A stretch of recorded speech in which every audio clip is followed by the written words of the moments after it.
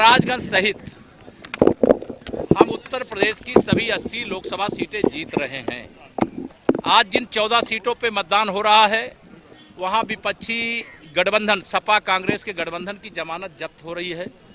बसपा का वैसे भी खाता खुलने वाला नहीं है। जो नारा शुरू में दिया गया है उत्तर प्रदेश की इस बार 80 की 80, देश में 400 पार, फिर एक बार प्रचंड बहुमत की मोदी सरकार। ये जो विपक्षी गठबंधन इंडी गठबंधन है ये विशेष तौर से पिछड़ों का, दलितों का, आदिवासियों का दुश्मन है, गरीबों का दुश्मन है, किसानों का दुश्मन है, नौजवानों का दुश्मन है, महिलाओं का दुश्मन है। इस गठबंधन को उखाड़ फेंकने का देश की जनता ने फैसला कर लिया है। और चारों तरफ मैं देख रहा हूं कि अगर 2014 में माननीय नरेंद्र मोदी जी की लहर थी, 2019 में आंधी थी, तो 2024 में तूफान चल रहा है। सपा बसपा कांग्रेस अस्त हो चुके सूरज हैं, इनका अब कोई राजनीतिक भविष्य नहीं है। पश्चिम बंगाल में क्या नरेंद्र मोदी के 28 मई को रैली से पहले ही ममता बनर्जी ने वहां धारा 144 लगा दिया है। देखिए वो धारा 144 लगाओ चाहे 288 लगाओ, इस बार पश्चिम बंगाल से टीएमसी जा रही है, वहां एक तरफा जनता के आशीर्वाद से बीजेपी आ रही है।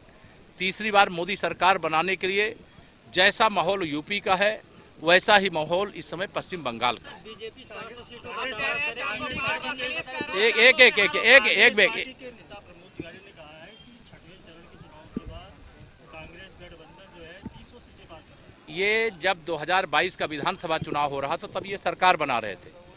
2 विधायक जीते, एक प्रमोद तिवारी जी की बेटी जीती थी, एक आपके ही महाराजगंज के जीते थे।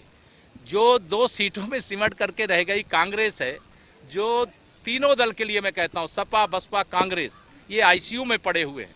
जनता इनको ऑक्सीजन नहीं देना चाहती है। सपा अगर सांपनाथ है, बसपा नागनाथ है, तो कांग्रेस कालिया नाग है। सर बीजेपी 400 सीटें लाने का दावा करे हुए थे, इंडी गठबंधन साफ कर देगा कि बीजेपी की 200 सीटें भी नहीं है।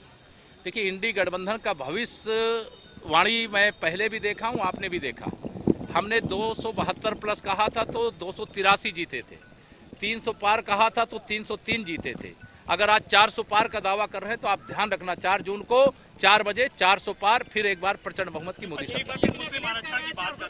देखिए इस देश के अंदर धर्म के आधार पर आरक्षण की बात करना संविधान का अपमान करना है, बाबा साहब का अपमान करना है। माननीय नरेंद्र मोदी जी ने स्पष्ट कह दिया है कि मोदी जी के जिंदा रहते कोई ओबीसी का, एससी का, एसटी का अधिकार नहीं छीन सकता है। और जिन लोगों ने इस प्रकार का अपराध किया है, पाप किया है, अभी कलकत्ता हाई कोर्ट ने एक बड़ा फैसला दिया, हम उसका स्वागत करते हैं।